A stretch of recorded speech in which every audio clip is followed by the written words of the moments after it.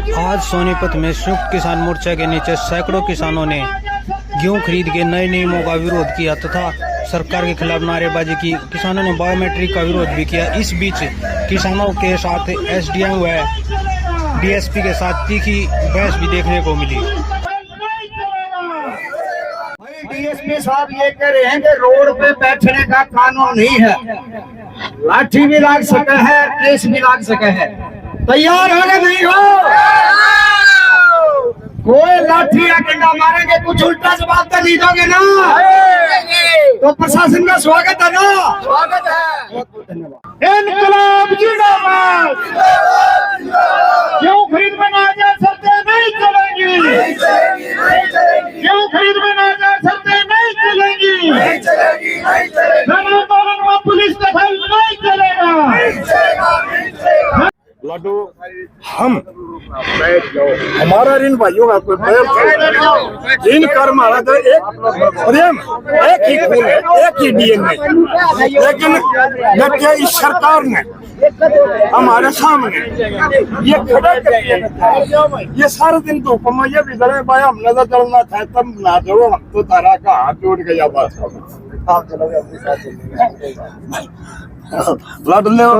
सवाल ये है कि मंडी में किसान को परेशान क्यों किया जा रहा है? बताओ। किसानों को क्या जरूरत है इस बायोमेट्रिक की, टोकन पास की? क्या इससे हमारी फसल वहां जाकर बढ़ जाती है? क्या हमारे खेत में तो मशीन चालू होती है, आदमी कम है, मजदूर रह नहीं रहे और मशीन आखिर उनको ढोना भी है, उनको संभालना भी है। अगर हम ये मंडी के नियम और रूल पूरे करते रहेंगे तो फसल को तो हम संभाल नहीं पाएंगे। ऊपर मौसम का क्या हाल है प्रशासन भी जानता है।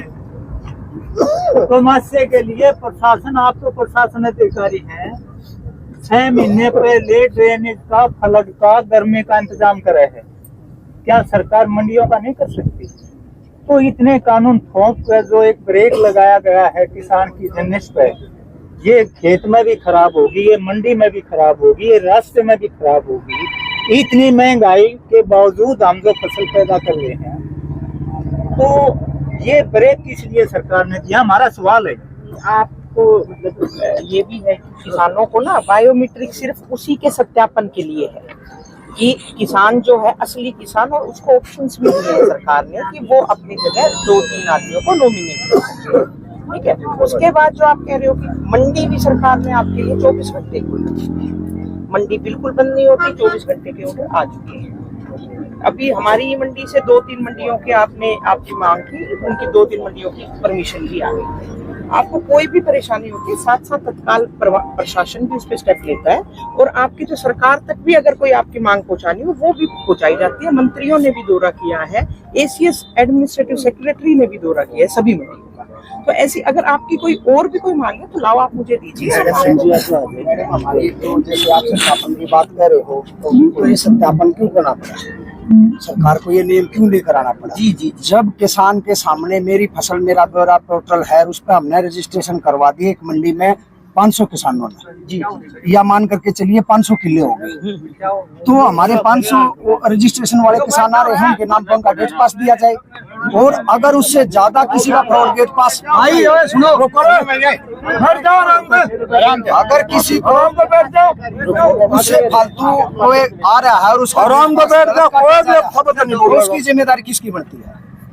प्रशासन की और सरकार की। और सरकार इस कानून को जो लेकर के आई है वो आधार बना रही है चावल में, धान में जो फ्रॉड होया है, लूट हुई है, और मुख्यमंत्री जी के अपनी जगह अपने एरिया में भी हुई है। तो हमारा मुख्यमंत्री जी से और सरकार से ये आग्रह है कि जो प्रशासन ने लूट खसोट करी है, बाहर के किसानों को यहाँ का गेट पास दे करके मंडी में उनकी खरीद बेच हुई है, तो उसको रोकने की जिम्मेदारी किसकी बनती है? किसान की कि सरकार की? सरकार की। सरकार के संरक्षण में ये काम हुआ है, तो इस हिसाब से जो जुर्माना और हिदायत लगनी चाहिए प्रशासन और सरकार पर लगनी चाहिए कि किसानों पर लगनी चाहिए? तो किसानों ने तो रजिस्ट्रेशन करा दिया। हम हरियाणा के किसान, हमारे आड़ती सबको जानते हैं, हम अपनी फसल लेकर जा रहे हैं, तो हमारे पर नियम क्यों थोपे गए हैं? क्या हम चोर हैं? हमने चोरी करी क्या? आपने पूरे नियम हमारे ऊपर लाद के एक तरह से हमारे को चोर साबित कर दिया, हमारे सामने अपराधी की तरह पुलिस खड़ी कर दी। तो ये पूरी तरह सरकार ने कह दिया कि हरियाणा का साधारण किसान चोर है, अपराधी है, घोटालेबाज है। ऐसी बात नहीं है। और रही कई आपने मैडम आपने जो कही मंत्री जी की बात, ये मंडियों में मंत्री जा रहे हैं, मंत्री जी मंडियों में इस तरह से जा रहे हैं जैसे आतंकवादियों के बीच जा रहे हैं, पूरा काफिला पुलिस का लेकर के। तो वो जब हमारे बीच में आ रहे हैं और अच्छे कानून लेकर के आ रहे हैं तो पुलिस के दबाव में क्यों पड़ रही है, क्यों अपनी बात घूम रही है? तो ये सारी मंशा इसको दर्शाने का काम कर रही है। दूसरा, हाथ जोड़ करके हम सब आप लोगों का आदर करते हैं, क्योंकि व्यवस्था हमारे यहाँ तो इस तरह का घोटाला नहीं हुआ, प्रशासन ने बखूबी अच्छा काम करा। लेकिन जहाँ मुख्यमंत्री जी है, करनाल, यमुनानगर, कुरुक्षेत्र, उस तरह घोटाला हुआ। आप लोग सही आग्रह है, तो जहाँ भी मंडी में किसान आप खड़े हैं, कहीं पर गेट पास नहीं कट रहा, खरीद नहीं हो रही है, लगातार 4 दिन से किसानों की लबालब मंडियां भरी पड़ी हैं। तो क्यों ना सरकार को ये सिचुएशन आप लोग बताएं कि भाई मंडियां जो आप आ रहे हो, मंडियों में जब खरीद नहीं हो रही, उठान नहीं हो रहा है, तो आप क्या समझाओगे किसानों को जाकर के? आपका भी हमारी तरफ से भी दायित्व बनता है, क्यों आप हमारे भी तो अधिकारी हो। किसी भी मंडी में कोई खरीद नहीं हो रही है।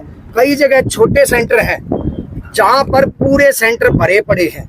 और दूसरा, बायोमेट्रिक के कारण मैडम, मुख्यमंत्री जी को 5 तारीख को कुरुक्षेत्र में बताया था, हम आपसे भी आग्रह कर रहे हैं, मीडिया वाले भी सुन रहे हैं, हमने उनको इसके साइड इफेक्ट बताए थे कि सर ऐसी बात है, जो ये बायोमेट्रिक का आपने प्रावधान बना दिया, सत्यापन का प्रावधान बना दिया, इसमें बहुत सारे हमारे बुजुर्ग ऐसे हैं जो अपने घर में अकेले हैं, हॉस्पिटल तक जाने वाला उसके पास साधन नहीं है, कोई साथी नहीं है, वो घर में सड़ रहे हैं, और आप उनको मंडी में बुलाओगे तो कैसे वो लोग आए?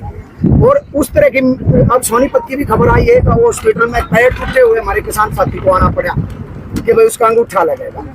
तो ये क्या ये गलत नहीं हो रहा? आप सरकार को इसमें सोचना नहीं चाहिए है, वो हम अभी भी कर देंगे सरकार का। और आपकी जो बात है वो भी, और ऐसी बात नहीं है, आपको ये जो NH ब्लॉक नहीं करना चाहिए, ये भी आप लोग यूज करते हैं, ये सुविधाएं भी हमारी है, हम ये यूज करते हैं, हमारे किसान यूज करते हैं। जो आपकी जेन्युइन जो मांग है, आड़ती की तरफ से और किसान की तरफ से भी अपील पेश कर रहा हूँ। मुगथला सभी 8 सेंटर है और वहाँ पे धूल मिट्टी का काम ज्यादा था, पक्की मंडी नहीं है, लेकिन अपना लाइसेंस छोड़ के यहाँ रोड पे आना पड़ा। कारण ये बना कि प्रशासन ने तो बोल दिया कि आड़ती वो अंगूठा लगवा के आएगा, हम वहाँ काम संभाले, यहाँ अंगूठा लगवाते फिरे, या किसान परेशान होते हैं, तो अपना लाइसेंस छोड़ के जो भी शंकाएं हैं, आपके जो भी प्रश्न हैं, वो सारी मंडी को छोड़ के रोड पे आना पड़ा है। आज कोई ज्ञापन वगैरह तो हमारा नहीं है, लेकिन ये जो हरियाणा के अंदर आज का प्रोग्राम है, ये संयुक्त किसान मोर्चे के कॉल पर हो रहा है, पूरे हरियाणा में ये हो रहा है। तो वो वहाँ से कॉल दी गई थी कि भाई कानूनों को 11 बजे तक अगर वापस नहीं करा जाएगा तो 4 घंटे का हमारा सांकेतिक धरना रहेगा। तो वहाँ से जो कॉल दी गई है और जो हमारी मांगे हैं, उन मांगों के समर्थन में हम यहाँ बैठे हैं। कुछ हमारे साथी भी बताएंगे। देखो जी, ऐसा है, जब ये सुनवाई नहीं हुई ना SKM की तरफ से, SKM के पास तो किसान पहुंचे हैं जो मंडियों में धक्के खा रहे हैं, दुखी हो रहे हैं। तो SKM ने देखा भाई सरकार तो उस पर काम कर नहीं रही, इसलिए तब ये कॉल दी। हालांकि फसल का टाइम है, किसान खेतों में है, लेकिन उसके बाद भी उन्होंने कहा नहीं भाई, सांकेतिक जरूर इस पर हमारा प्रोटेस्ट आना चाहिए। तो ये ना तो आपके बस की बात, ना हमारे बस की बात, ये तो SKM की कॉल है। ठीक है, इतनी पुलिस लगाने की तो वैसे जरूरत थी नहीं, हम गणित आदमी है नहीं। ठीक है, दूसरी बात ये है, जब लोकतंत्र है यूं, तो इसमें अपनी आवाज तो बुलंद करेगा ही करेगा। और उसी क्रम में हमें जो सचेत किसान हैं वो यहाँ इकट्ठे हुए हैं। हमें 4 घंटे का, जो वीरेंद्र जी ने भी कहा, 4 घंटे की ये कॉल है और ये सारे हरियाणा में है। तो उस क्रम में हम यहाँ बैठे हुए हैं।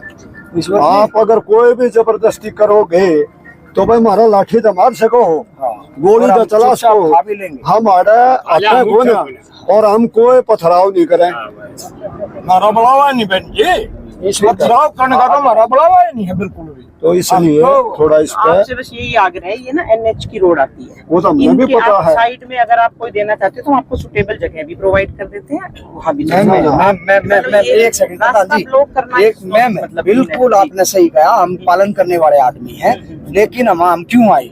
अभी मैं अपने फोन में कल की एक लाइव वीडियो दिखाऊंगा। जैसे मैं गन्नौर से बिलोंग करता हूँ, गन्नौर के अंदर अंगूठा लगने के कारण जो हैंग हो रही थी उनकी मशीन, उस कारण पूरा शहर जाम हो रहा था, क्योंकि किसान अंदर एंट्री नहीं हो रही और किसानों की लंबी किलोमीटर लंबी लाइन, और उसके कारण पुलिस भी बेचारी मारी मारी फिर रही और पूरा शहर के आम जनता भी परेशान हो रही थी। तो कल पूरा शहर वहां पर प्रशासन की गलती से जाम हो रहा था, तो वो क्यों हो रहा था? तो उसकी सुविधा को ले ये हम यहाँ आए हैं। मैडम हमने तो जाम भी नहीं कराया, कोई रास्ता गेट पे ma'am biometric are not placed at gate. Biometric जब बोली हो रही है तब biometric madam biometric, sorry ma'am, एक बार आप कंफर्म करो, अभी कंफर्म करो। नहीं जनाब मेरे फिंगरप्रिंट नहीं आते, नहीं आते, मेरी जिनिस कैसे बिकेगी? आपकी आई नहीं आते, मेरा खाता नहीं खोला, मेरा खाता नहीं खोला उन्होंने।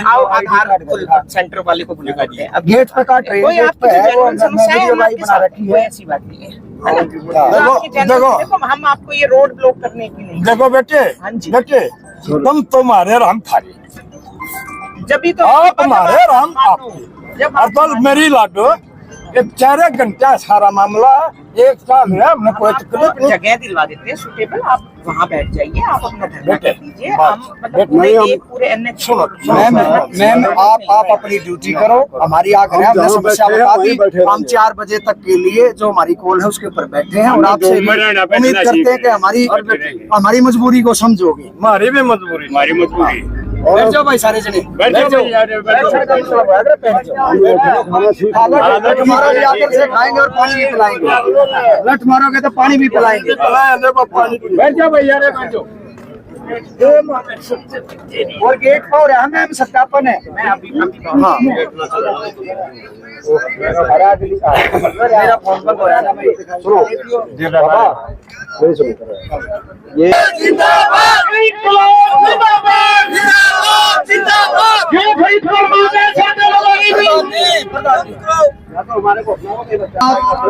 डीएसपी साहब कुछ जानकारी दे रहे हैं, प्रावधान नियम कानून बता रहे हैं।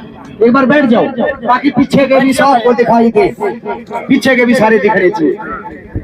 भाई डीएसपी साहब ये कह रहे हैं कि रोड पे बैठने का कानून नहीं है, लाठी भी लाग सके है, केस भी लाग सके है। तैयार हो गए नहीं हो? कोई लाठी या डंडा मारेंगे, कुछ उल्टा जवाब तो नहीं दोगे ना? तो प्रशासन का स्वागत है ना? स्वागत है, बहुत बहुत धन्यवाद। बोलो प्रधान, करो ताकि दूर तक आवाज जाए, हमारी सरकार तक पहुंचनी चाहिए आवाज। इनकलाब जिंदाबाद।